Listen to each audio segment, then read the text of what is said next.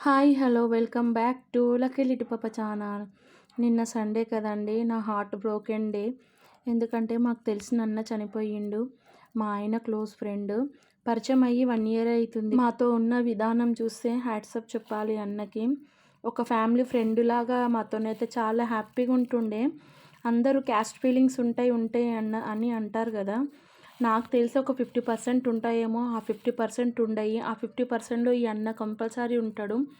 మా ఇంట్లో ఉండడం, తినడం అలా చేసేవాడు. అసలు అన్న వచ్చిందంటే ఎప్పుడు నవ్వుతూనే ఉంటుంటాం మేము. మా ఇంట్లో అన్ని జోక్స్ వేస్తుండేవాడు అన్న. మా ఇంట్లో మా ఆయన ముఖం వెలిగిపోతుండే.